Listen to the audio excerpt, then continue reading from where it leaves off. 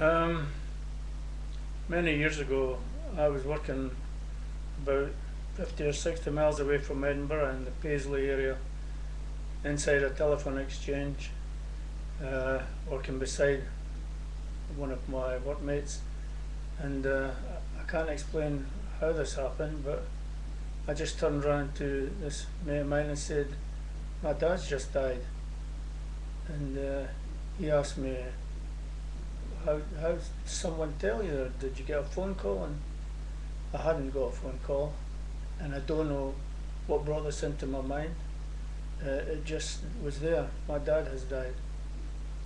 Anyway, later on that day, I'd gone home, travelled home to Edinburgh, and I spoke to my wife, and I was telling her what happened. And she says, "You've probably imagined the whole thing, you know. Daft thoughts come into your mind at times."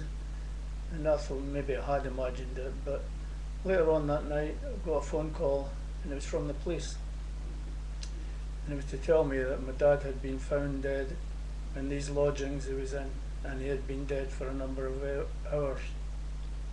For many years I wondered about this, and I thought, how could it possibly be that I knew that probably about the same time he died? And then I got to thinking, well, our cells in my body are the same cells that made up my dad's through DNA and the genes.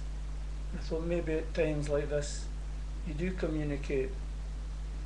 And anyway, it got me thinking, and through this, in 1991, I wrote this poem, which I've called Chain of Life. It might make others think who have gone through bad deaths in their family that there's more to life. And it goes, I can't remember it all, so I'll need to glance at the pages now and again. Reflections of an old man standing looking back at me. What happened to the young man smiling that I used to see?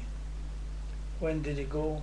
Was it long ago that I used to be the young man in that looking glass, looking back at me?